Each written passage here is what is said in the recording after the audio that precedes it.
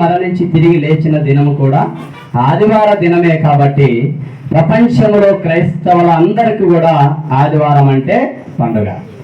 అయితే ఈ రోజుకి ఒక ప్రత్యేకత ఉంది. నాకు కూడా ఇవి తెలియవు, కానీ మరి యూట్యూబ్లలో చూస్తూ ఉంటాను అనమాట అన్ని. ఏంటి ఈరోజు మదర్స్ డే, ఈ ఆదివారము మదర్స్ డే. మదర్స్ డే అంటే చెప్పడమేమో గట్టిగా చెప్పింది మరి మా కూతురు. మదర్స్ డే అంటే తల్లి. మదర్స్ అంటే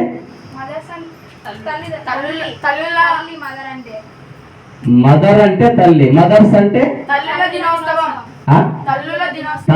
దినోత్సవం.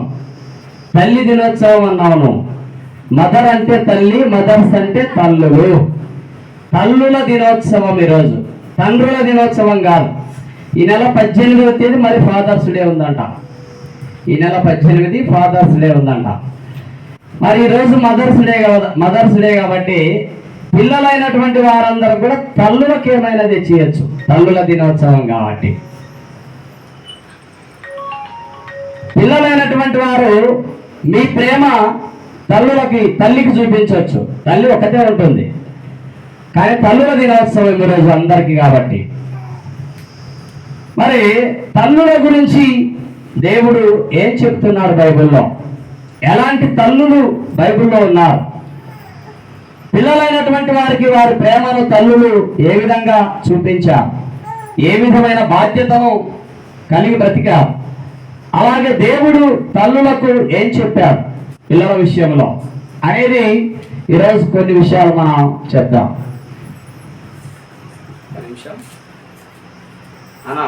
ఒక 1 అవర్ వచ్చేసిన, ఇప్పుడే టర్నింగ్కి వచ్చిన 1 అవర్లో ప్రేయర్ అయిపోతుంది, కలుస్తాను. మరి ఇంటిరా అయితే టర్నింగ్ వచ్చేసి దేవునికి మహిమ కలుగునుగా. ప్రియులారా, తల్లుల దినోత్సవం ఈరోజు mothers day. Mother of nation అని మన దేశంలో ఒక స్త్రీకి అవార్డు ఇచ్చారు. అలాగే భారతరత్న అవార్డు కూడా ఇచ్చారు. అలాగే నోబెల్ బహుమతి కూడా ఇచ్చారు. ఎవరంటే mother Teresa. Mother of nation. Nation అంటే ప్రపంచం. ప్రపంచానికి తల్లి మదర్ తెరిస్సా. ఏం చేసింది ఈమె? ప్రపంచానికి తల్లి పాత్రను కలిగి ఉండడానికి ఏం చేసిందంటే దేవుని ప్రేమ చూపించింది. చపలుడి ప్రభు నామందరూ. ఆమె చేయగలిగింది ఏంటంటే దేవుని ప్రేమ చూపించింది. ఎలాగ చూపించింది? ఎవరి పట్ల చూపించింది అని అంటే కుష్ఠరోగుల పట్ల, ఎయిడ్స్ వ్యాధిగ్రస్తుల పట్ల, అలాగే క్యాన్సర్ పేషెంట్ల పట్ల, అనేక రోగస్తులను ఆదరించింది, ప్రేమించింది, వారికి సేవ చేసింది. ప్రేరరా, ఇది ఎవరి ప్రేమ అని ఆ మదర్ తెరిస్సా గారిని అడిగితే ఆమె చెప్పింది ఏంటంటే it is a Jesus love అని చెప్పింది. దేవునికి మహిమ కలుగును గాక. ఎవరి ప్రేమ అంటే ఇది దేవుని ప్రేమ. జీసస్ అంటే యేసుక్రీస్తు, లవ్ అంటే ప్రేమ. It is a Jesus love. ఇంత ప్రేమ ఈ కుష్ఠరోగుల పట్ల నువ్వు చూపించడానికి ఏంటి కారణమని ఒక ప్రధాని అడిగితే ఆమెను ఇది దేవుని ప్రేమ అని చెప్పింది. కుష్ఠరోగుల వారి గాయాలను కడిగి, వారి గాయాలను కట్టి, శుభ్రం చేసి, సేవ చేసి ఎంతో మందిని దేవుని దగ్గరకు నడిపించిన స్త్రీమూర్తి మదర్ తెరిస్సా.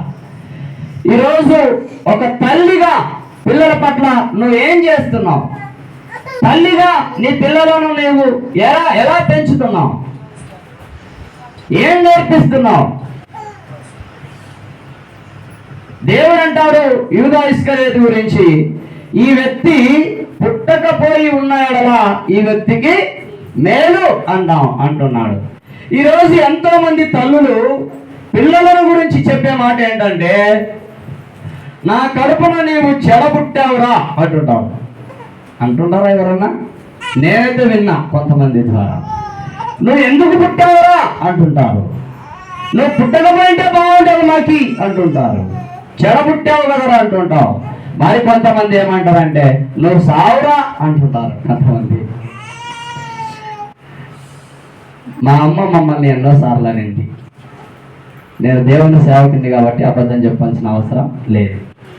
ఎందుకనిందంటే అంత బాధ పెట్టాం వాళ్ళని. మేము ఏం బాధ పెట్టామంటే వాళ్ళని కొట్టలేం తిట్టలేము, కానీ మేము కొట్లాడుకొని వాళ్ళని బాధ పెట్టేవాళ్ళం అంతే. అన్నదమ్ములం కొట్లాడుకొని వాళ్ళని బాధ పెట్టేవాళ్ళం. ఆ బాధ ఆమె భరించలేక అలా అనేదన్నమాట. కానీ మళ్ళీ తల్లి ప్రేమని, తల్లి ప్రేమకు దేవుని తర్వాత మన పట్ల చూపించగలిగిన ప్రేమ ఎవరిదైనా ఏదైనా ఉందా అంటే అది తల్లి ప్రేమనే. తల్లి తర్వాతనే మిగతా భార్యాభర్తల ప్రేమైనా, స్నేహితుల ప్రేమైనా, ఇంకా ఎవరి ప్రేమైనా. మొదటిగా దేవుని ప్రేమ, ఆ తర్వాత తల్లి ప్రేమ. ప్రేమరా, ఈ మధ్యాహ్న వేళలో యేసుక్రీస్తు ఏమంటున్నారంటే, యెషయా గ్రంథంలో మనం చూస్తే, స్త్రీ తన గర్భములో పుట్టిన బిడ్డను కరుణింపకుండా ఉండునా, చంటి పిల్లను మరచునా, వారైనా మరచుదురు గాని నేను నిన్ను మరువను. చెప్పలేదు ప్రభు నామాన్ని మహిమపడత. ప్రియులారా, చదవండి ఆ మాట. యెషయా గ్రంథం 49:14 వచనం చదవండి. ఉంటుందే ఉండదా? ఖచ్చితంగా ఉంటుంది. ఇప్పుడు రాము ఉన్నాడు అనుకో, తను తెచ్చిన ఐసులలో వాళ్ళ పిల్లలు తిన్నా కూడా ఏం బాధపడదు. ఎందుకు? ప్రేమ అటువంటిది. అన్ని తినలేరు, కానీ తిన్నా కూడా అన్ని తిన్నావు కదా అని బాధ పడదు అన్నమాట. అలాగే తల్లులైనటువంటి వారు ప్రియులారా, తల్లికి లేకుండా పిల్లలు అంత తినేసిన తల్లి పస్తు ఉండి కూడా ఏమీ అనుకోదు. నాకు లేకుండా తిన్నారు కదరా అని అనదు, మరి చేసుకొని కానీ తింటుంది. అలాగే పస్తు అయినా ఉంటుంది. అయినా కూడా దేవుడు దాన్ని ఎందుకు ప్రశ్నగా పెట్టాడు? కొన్ని సందర్భాలలో మరిచిపోతుందని అంటున్నాడు ప్రభువు. వాళ్ళైనా మరుస్తారు అంటున్నాడు ఆయన. దేవుడు చెప్పాడంటే అది తప్పకుండా మనం నమ్మాల్సిందే. అది వాస్తవం, దేవుని వాక్యం సత్యం.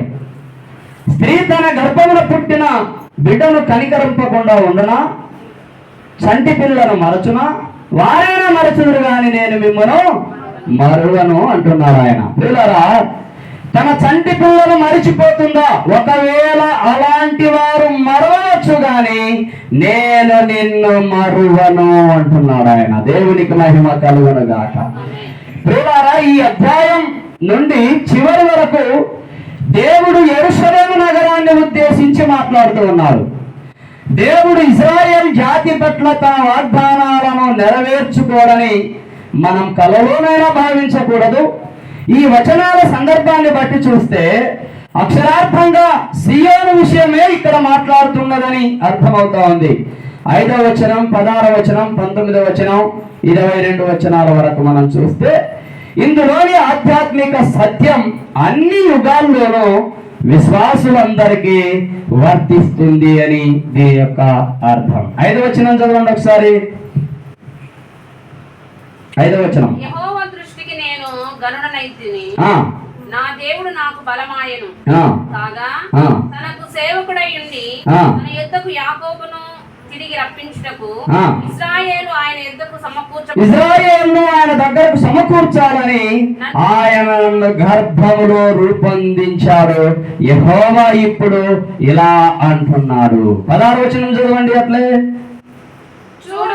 చూడుము నా అరచేతుల మీద నిన్ను చెక్కాను అంటున్నాడు ఆయన. చూడండి ప్రియులారా, స్త్రీ తన గర్భంలో పుట్టిన బిడ్డను కనికరింపకుండా ఉంటుందా? చంటి పిల్లను మరచిపోతుందా? ఒకవేళ అలాంటి వారు మరవచ్చేమో గాని నేను నిన్ను మరవను, ఎందుకంటే నేను నిన్ను అరచేతులలో చెక్కాను అంటున్నాడు. ప్రియులారా, చెక్కాను అంటే దీని అర్థం ఏంటంటే దేవుని చేతులపై చెక్కిన పేర్లను ఎవరు తుడిచివేయగలరు? దేవునికి మహిమ కలుగునుగాక. ఆయన చేతులపై చెక్కినటువంటి పేర్లను ఎవరు కూడా తుడిచి వేయలేరు అని దీని యొక్క సారాంశం. ప్రియమైన దేవుని బిడ్డలారా, ఇంకా మనము ఆలోచన చేస్తే 19వ వచనాన్ని చదవండి. నివాసులు విస్తరించినందున పాడైన నీ చోట్లను వీటి స్థలములను నాశనం చేయబడిన నీ భూమియు ఆ. వారికి ఇరుకుగా ఉండును. ఆ. నిన్ను మృంగు వేసిన వారు దూరముగా ఉందురు. వంతులు చూడండి, ఇక్కడ బబులోను నుండి యూదులు తిరిగి వచ్చినప్పుడు ఈ వచనాలు నెరవేరలేదు. అప్పుడు తిరిగి వచ్చినది కొద్ది మందే. ఎజ్రా గ్రంథంలో చూస్తాం. లెక్కకు అంత విస్తారంగా ఉండడం ఇంతవరకు కూడా జరగలేదు అని దీని యొక్క సారాంశం. 22వ వచనాన్ని చదవండి. అదే విధంగా ప్రభువు యెహోవా ఇలా అంటున్నాడు, నేను జనముల తట్టు నా చెయ్యి ఎత్తుచున్నాను, ఆ, జనముల తట్టు నా ధ్వజం ఎత్తుచున్నాను. ఆ, వారు నీ కుమారుల రొమ్ముననుసరించుకొని వచ్చెదరు. ఆ. నీ కుమార్తెలు వారి భుజముల మీద నీ కుమార్తెలు వారి భుజముల మీద మోయబడుదురు. మోయబడుదురు అంటున్నాడు. ప్రియులారా, ప్రభు అయినటువంటి యెహోవా ఇలా అంటున్నాడు, ఇదిగో విను, నేను జనాలకు చేతితో సైగ చేస్తాను, జనాల వైపున ధ్వజమెత్తుతాను, వారు నీ కొడుకులను తమ చేతులతో తీసుకువస్తారు, నీ కూతుళ్లను తమ భుజాల మీద మోసుకువస్తారని ప్రియులారా దేవుని వాక్యం తెలియజేస్తా ఉంది. అలాగే ఇక్కడ ఈ అంశం ఈ వాక్య భాగంలో నుండి మనం ఏం నేర్చుకుంటున్నామంటే, ప్రతి స్త్రీ కూడా ఏదో ఒక సందర్భంలో పిల్లలను మరిచిపోతుందేమో, కానీ నేను మాత్రం మిమ్మల్ని మరువను అంటున్నాడు దేవుడు. అర్థమవుతుందా? ప్రపంచంలో ఎంత గొప్ప తల్లి అయినా, ఎంత గొప్ప స్త్రీ అయినా తన పిల్లలను ఏదో ఒక సమయంలో ఏదో ఒక సందర్భాన మరిచిపోతుంది అని దేవుడు అంటున్నాడు. కానీ దేవుడు ఏమంటున్నాడంటే, నేను మాత్రం మిమ్మల్ని మరిచిపోను, ఎందుకంటే మిమ్మల్ని నా చేతులలో వ్రాసుకున్నాను అంటున్నాడు. ఆయన చేతుల మీద వ్రాయబడిన పేర్లను ఎవరు కూడా తుడిచివేయలేరు. కాబట్టి ఈ వాక్య భాగంలో నుండి తల్లులుగా మనం నేర్చుకోవలసిన సత్యం ఏంటంటే, మనము మన పిల్లల్ని మరిచిపోయినా మన దేవుడు మనల్ని మరువని దేవుడు అనే సత్యం మనకు అర్థమవుతుంది. రెండవదిగా మనం చూస్తే ప్రియులారా, రెండవది కాదు కానీ తల్లి గురించి దేవుడు ఏం చెప్తా ఉన్నాడు అనేది ఇక్కడ యోహాను సువార్త 19వ అధ్యాయం 25వ వచనంలో, యేసుక్రీస్తు సిలువ వేయబడుతున్న సందర్భంలో ఆయన కొంత సమయంలో మరణిస్తానని ఆయన తెలుసుకొని తన ఎదుట ఉన్న తల్లిని చూసి ఏమంటున్నాడు ఆయన అంటే, తాను ప్రేమించే శిశువు అయిన యోహాను ఉన్నాడు, అలాగే తనకు జన్మనిచ్చిన తల్లి అయిన మరియ కూడా తన ఎదుట ఉంది, ఇంకా కొంత సమయంలో నేను మరణిస్తానని ఆయనకు తెలుసు. ఆ సమయంలో ఇన్ని సంవత్సరాలు నా తల్లి నా వెంట ఉంది కదా, నన్ను పోషించింది కదా, నాకు తోడుగా ఉంది కదా, నన్ను ఆదరించింది కదా, నన్ను